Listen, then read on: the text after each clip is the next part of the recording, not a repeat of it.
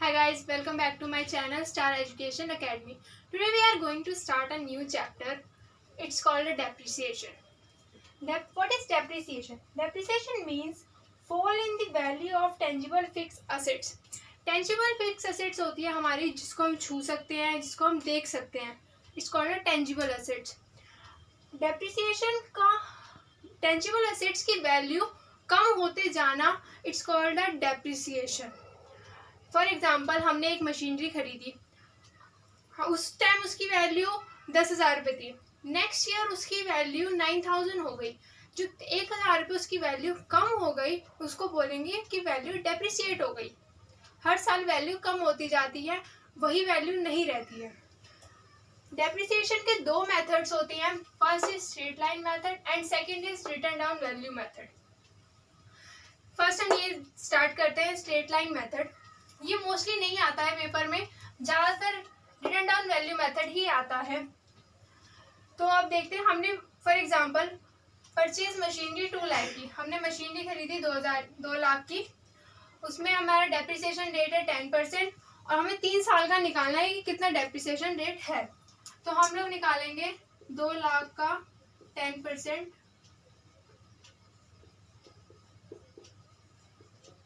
20,000, यानी कि हर साल डेप्रिसिएशन जो है वो 20,000 ही रहेगा.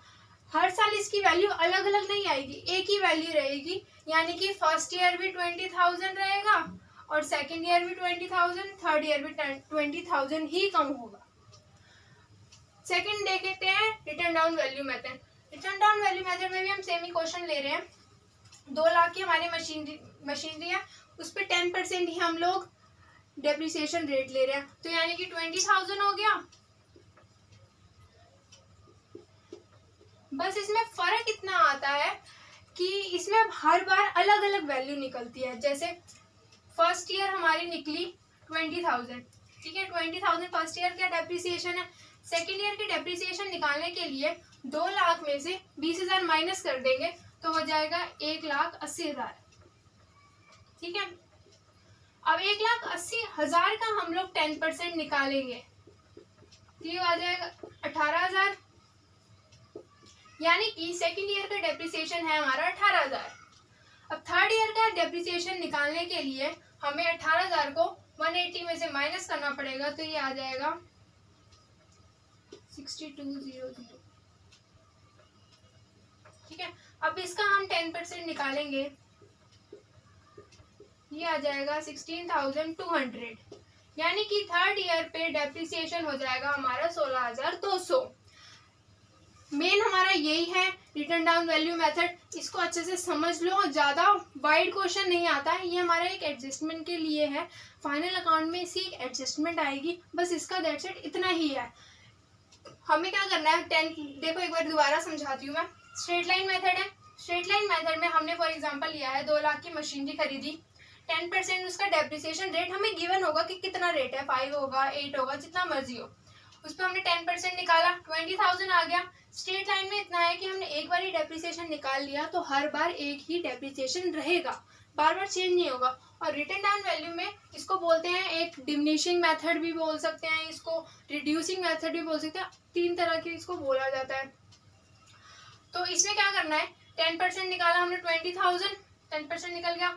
फिर 20,000 माइनस कर देंगे 2 लाख में, क्योंकि अगले साल जब हम लोग सेकेंड ईयर की वैल्यू निकालेंगे डेप्रिसिएशन की तो यानी कि 20,000 तो उसकी वैल्यू ऑलरेडी कम हो गई है. तो बचा 1,80,000 की उस मशीनरी की वैल्यू अब 1,80,000 है. फिर उसका 10% निकाला, 18,000 आ गया. सेकेंड ईयर में डेप्रिसिएशन हो गया उसका 18,000. फिर जब थर्ड ईयर में उसकी वैल्यू बची हमारे पास वो 1,62,000 रुपये बची, ठीक है. तो इसका 10% निकालेंगे तो निकलेगा 16,200. यानी कि थर्ड ईयर में हमारा डेप्रिसिएशन है 16,200, ठीक है. अब हम इसका एक क्वेश्चन लेंगे, अब हम इसका एक क्वेश्चन करेंगे तो आपको अच्छे से समझ आएगा.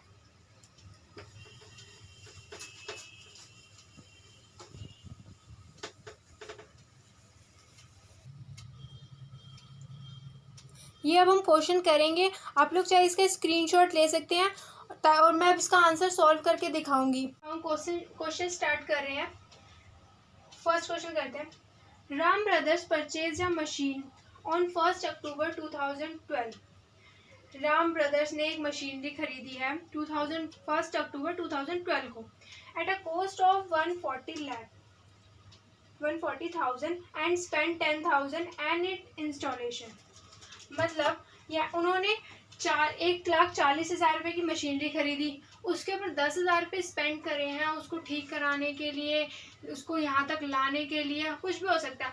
अगर क्वेश्चन में बोला जाए कि 120 मतलब जितना भी उसका अमाउंट है मशीनरी का, उसके उसने कहा है कि उस पर हमने एक्सपेंस करा है या स्पेंड करा है, तो हमारी जो कॉस्ट बनेगी ना उस मशीनरी की वो उसको ऐड करके बनेगी। यानी कि यहाँ पे हमारी कॉस्ट बन जाती है 1,40,000 प्लस 10,000 150,000। ओके, और मैं एक बात बोलना चाहूँगी, बच्चे ना डायरेक्ट मतलब पूरा क्वेश्चन पढ़ते हैं और उसके बाद डिसाइड करते हैं मतलब कि करना है कि नहीं। आप लोग ना स्टार्टिंग में पढ़ते जाइए और जो जो समझ आता जाता है ना उसको ना टिक करते जाइए, ताकि आपको बार बार पढ़ना ना पड़े, वो क्वेश्चन रिपीट ना करना पड़े, तो आप कंफ्यूज भी नहीं होगे। आगे बोलता है the firm charges depreciation eight 10%, यानी कि उसकी जो रेट है वो 10% है। डेप्रिसिएशन रेट होगी हमारी 10%। Original cost every year, the book of closed on 31 March every year. हमारी जो एंडिंग होती है वो बुक की 31 मार्च होती है, 1 अप्रैल टू 31 मार्च।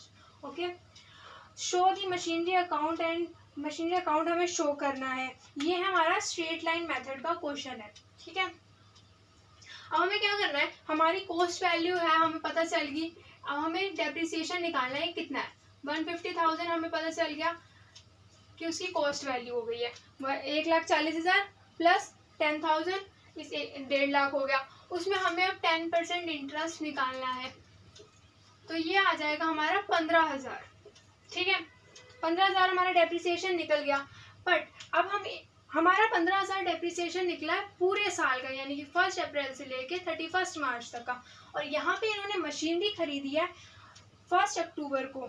यानी कि हम लोग अगर देखें तो अक्टूबर, नवंबर, दिसंबर, जनवरी, फरवरी, मार्च, यानी कि 6 महीने। अब हम लोग 6 महीने का डेप्रिसिएशन निकालेंगे, बट डायरेक्ट अक्टूबर टू अक्टूबर नहीं चलता है हमारा अप्रैल टू मार्च चलता है, मैंने आपको बता ही दिया। तो हमें 6 मंथ्स का निकालना है, यानी कि डेप्रिसिएशन है हमारा पूरे साल का। अब हमें निकालना है 6 मंथ्स का, तो इसको 6/12 से मल्टीप्लाई कर देंगे, तो ये हमारा निकल जाएगा 7500। ये हमारा निकला है 6 महीने का। तो हम अब लोग देखो कि अब हम ऐसे बनाते हैं, हम टी फॉर्म में बनाएंगे, इसका जो फॉर्मेट बनेगा वो टी फॉर्म में बनेगा, और डेट लिखना कंपलसरी होता है अगर उस क्वेश्चन में डेट गिवन हो तो। ठीक है, जैसे कि इन्होंने बताया कि इन्होंने 1 अक्टूबर को खरीदा, तो हर साल डेट चेंज होएगी और आपको वो लिखना पड़ेगा। अगर आप डेट नहीं लिखते हैं तो उसके मार्क्स कटते हैं, आधा या 1 नंबर कटता है। तो हमने क्या करा, हमने लिखा अक्टूबर 1, 2012 को मशीनरी खरीदी है, टू बैंक अकाउंट से शो करेंगे 1,40,000। ठीक है, उसके हमने उसमें 10,000 रुपये और स्पेंड करे हैं, तो हम लोग मान रहे हैं हमने बैंक से ही पे करे हैं, तो टू बैंक अकाउंट, ये भी अक्टूबर 1 को ही हुआ है। तो यहाँ पे हमारी कॉस्ट आ गई 1.5 लाख रुपए। ठीक है, अब हम उसका डेप्रिसिएशन निकाल रहे हैं 6 महीने का, तो यहाँ मार्च 31 पे हमारी एंडिंग हो जाएगी। तो बाय डेप्रिसिएशन अकाउंट जो 6 महीने का डेप्रिसिएशन है वो लिख देना है, फिर उसके बाद बाय बैलेंस शीट ही करके क्लोज कर देना अकाउंट को। यानी कि अकाउंट कैसे क्लोज करते हैं, इसको ऐड कर दिया 1.5 लाख, अब 1.5 लाख में से ये अमाउंट माइनस करके यानी कि 1,42,500 ये हमारा क्लोजिंग स्टॉक आ गया, क्लोजिंग बैलेंस आ गया। ठीक है, अब इस बैलेंस को यानी कि हमारी जो वैल्यू है नेक्स्ट ईयर यानी कि 1 अप्रैल 2013 को हमारी वैल्यू है इसकी 1,42,500। तो अभी हम यहाँ पे निकले, क्योंकि इन्होंने हमें बोला है 3 साल का निकालना है हमने, तो अभी हमारा 6 महीने का हो गया। उसके बाद यहाँ 2013 लिख दिया अप्रैल 1 टू बैलेंस बीडी से शो करेंगे अब। ठीक है, यहाँ पे क्लोजिंग और ये हमारा स्टार्टिंग का बैलेंस हो गया। यहाँ पे लिखा है ये अमाउंट जो सेम है, सेम लिख दिया। उसके बाद डेप्रिसिएशन निकालना है, यानी कि हमारा जो डेप्रिसिएशन है वो पूरे साल का निकाला हुआ है हमने 15,000 रुपये। अब वही डेप्रिसिएशन हमने यहाँ लिख देना है, क्योंकि ये स्ट्रेट लाइन मेथड का क्वेश्चन है, तो हम लोग वही लिख देंगे। उसके बाद अमाउंट डायरेक्ट यहाँ आ गया, इस अमाउंट में से 15,000 माइनस कर दिए तो आ गया 1,27,500, ये हमारा आ गया बैलेंस सीडी। अब नेक्स्ट ईयर के लिए हमारा निकालना है 2014 अप्रैल 1, ठीक है। टू बैलेंस BD से शो करेंगे 1,27,500। कहाँ जा रहे हैं हम लोग, एक साल का पूरा गैप है, तो मार्च 31, 2015 की बाय डेप्रिसिएशन अकाउंट 15,000 रुपये, ठीक है, पूरे साल का है। फिर वही ये अमाउंट यहाँ पे आ गया, ये लाइन डालनी जरूरी है, इससे हम लोग इसको क्लोज कर रहे हैं, ठीक है। अब 15,000 में इसमें से ये माइनस कर देंगे तो आ जाएगा 1,12,500। लास्ट का जो हमारा 3 साल का हो गया, 1 2 3 ईयर्स हो गए हमारे। अब इसमें जो लास्ट का ये जो अमाउंट है ये हमें बस यहाँ पे लिख देना, टू बैलेंस BD किसकी 2015 अप्रैल 1, और ये हमारा यहाँ पे क्लोज हो गया, यानी कि हमारा क्वेश्चन यहाँ पे खत्म होगा। कुछ भी नहीं है, बिल्कुल सिंपल सा है। अब इसी क्वेश्चन को अगर हम रिटर्न डाउन वैल्यू मेथड में देखें तो वो अब मैं आपको इसी क्वेश्चन को same return down value method में करके दिखाती हूँ। डेप्रिसिएशन डेट भी सेम रहेगी, सब कुछ सेम रहेगा, ठीक है। अब हम लोगों ने स्टार्ट करा है उसी सेम क्वेश्चन का रिटर्न डाउन वैल्यू मेथड, ठीक है। उसमें सब कुछ सेम है, बस ये डेप्रिसिएशन चेंज हो जाएगा। देखो कैसे, मैंने आपको पहले भी समझाया था, फिर समझाती हूँ। देखो अब 1.5 लाख तो हमारी इस मशीनरी की वैल्यू थी, ठीक है। 10% इंटरेस्ट रेट था, 15,000 रुपये हमारा डेप्रिसिएशन निकल गया पूरे साल का, ठीक है। फर्स्ट 6 महीने का था हमारा, अक्टूबर टू मार्च 31, 6 महीने का तो सेम रहेगा फर्स्ट, ठीक है। अब इसमें क्या करना है, 1.5 लाख में से ये अमाउंट माइनस कर देना, 142,500 आ जाएगा, ठीक है। इसको यहाँ पे लिखना है टू बैलेंस BD करके अप्रैल 1 टू बैलेंस BD, ये अमाउंट यहाँ लिख दिया, ठीक है। अब हमारी कॉस्ट वैल्यू ये है, इस साल की उस मशीनरी की कॉस्ट वैल्यू ये है, तो इसका डेप्रिसिएशन निकालेंगे 10%। ये होता है रिटर्न डाउन वैल्यू मेथड, यानी कि हर साल उसकी कीमत घटती जाती है इस तरीके से। अब हम क्या करें, इस ये कॉस्ट, अब उसकी ये वाली कॉस्ट है, तो हम इसका 10% निकालेंगे तो आ गया 14,250, ठीक है। अब इसका बाय डेप्रिसिएशन लिख देंगे 14,250, और इसमें से ये माइनस कर देंगे, बाय बैलेंस CD निकल आया, ठीक है। अब टू बैलेंस BD में,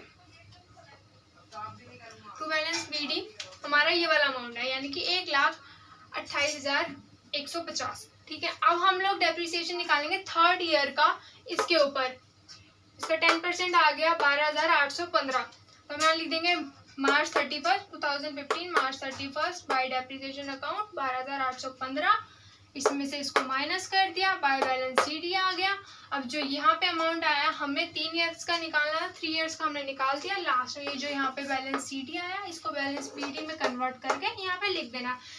सो सिंपल क्वेश्चन, बिल्कुल इसी तरीके से करना है और कुछ भी नहीं है इसके अंदर। आई होप आपको समझ आ गया होगा।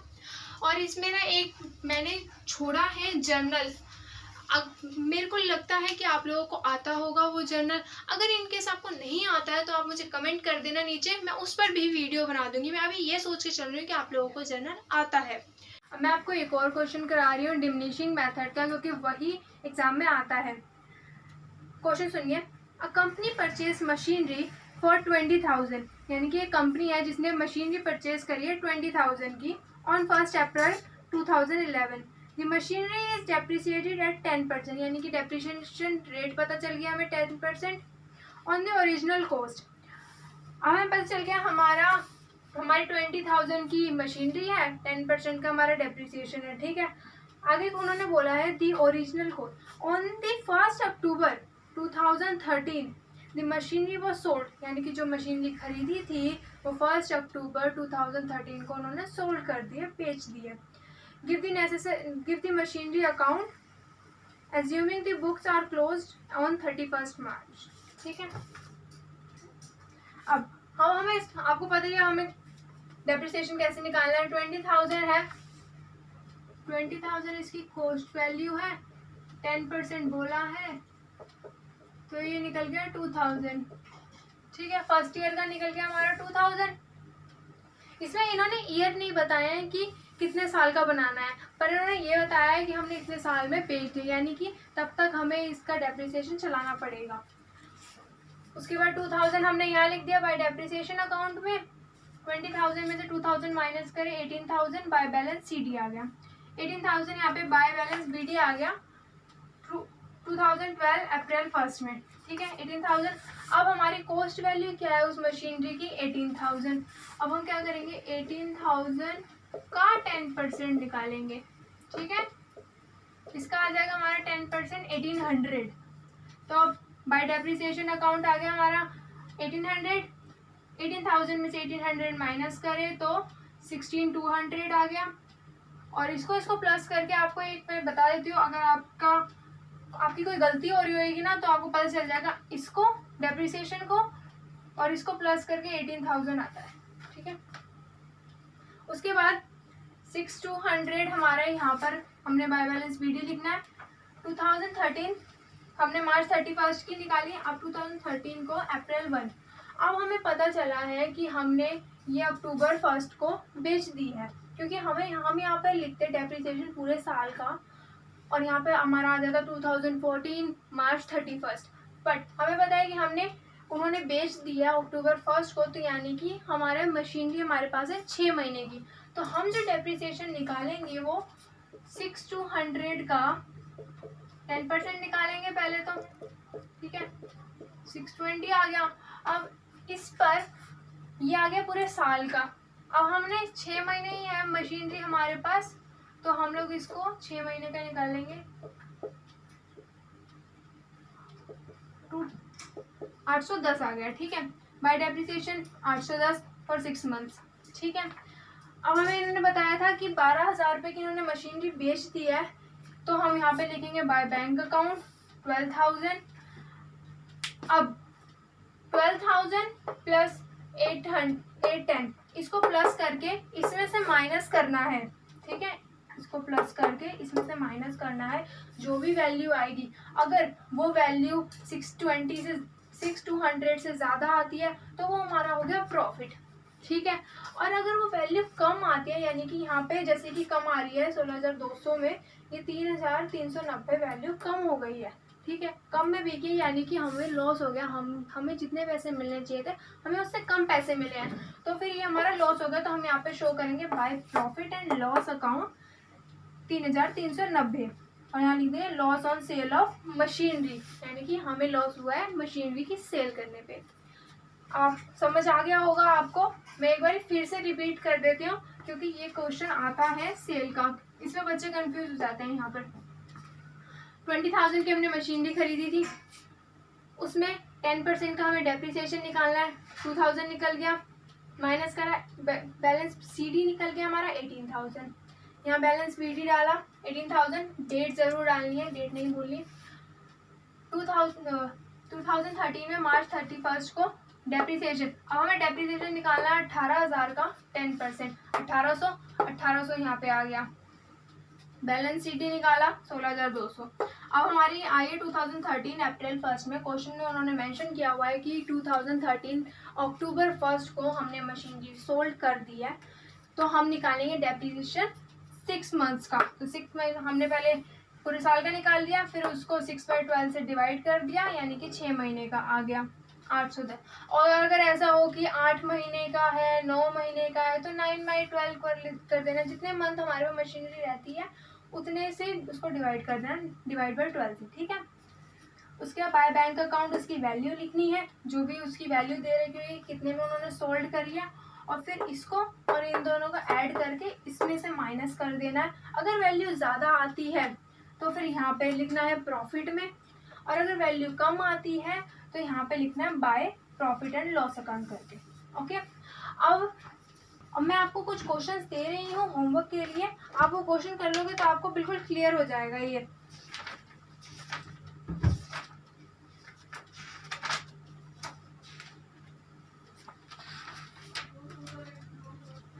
ये क्वेश्चन है जो मैं आपको होमवर्क में दे रही हूँ, इसके नीचे इसका सॉल्यूशन भी है, आप देख सकते हो। पहले क्वेश्चन खुद सॉल्व करना और उसके बाद आंसर चेक करना, और अगर नहीं मैच होता, कोई भी प्रॉब्लम होती है, तो आप मुझसे कमेंट करके पूछ सकते हो। ये इसका सॉल्यूशन है। इसमें ना 2 मशीनरी हमने अभी तक करा है, एक मशीनरी परचेज करके, इसमें 2 मशीनरी है, पर कोई प्रॉब्लम नहीं है, वैसे ही सॉल्व करना है। बस मशीनरी 1 और मशीनरी 2 लिखना है, और कुछ नहीं है। ये उसका सॉल्यूशन है। क्वेश्चन सॉल्व करके चेक कर लेना सही है या गलत है, फिर मुझे बताना कि तुम्हें समझ आया कि नहीं आया। ये एक और क्वेश्चन है, इसको भी सॉल्व कर लेना। इसका आंसर यहाँ पे साथ में दे रखा है कि मशीनरी का आंसर कितना आएगा लास्ट में, ठीक है। मशीनरी का आंसर कितना आएगा यहाँ पे लास्ट में दिखा रखा है। बैलेंस ऑफ मशीनरी इज़ 33,000, यानी कि लास्ट में जो बैलेंस बचेगा ना वो 33,000 होगा। ओके, ये दो क्वेश्चन और है। वो स्ट्रेट लाइन मेथड का क्वेश्चन था, ये रिटर्न डाउन वैल्यू मेथड का क्वेश्चन है। ये क्वेश्चन मैं अभी आपको समझा देती हूँ कि इसमें क्या कह रहा है। जो रिटर्न डाउन वैल्यू का फर्स्ट क्वेश्चन मैंने आपको दिखाया है वो है a boiler was purchase from abroad for 10,000, यानी कि एक बॉयलर है वो परचेज किया गया अब्रॉड से 10,000 का, ठीक है। उसमें शिपिंग चार्जेस दिए हैं उन्होंने 2,000 रुपीज़। 10,000 का परचेज किया है, 2,000 के शिपिंग चार्जेस दिए हैं और इम्पोर्ट ड्यूटी पे दिए हैं 7,000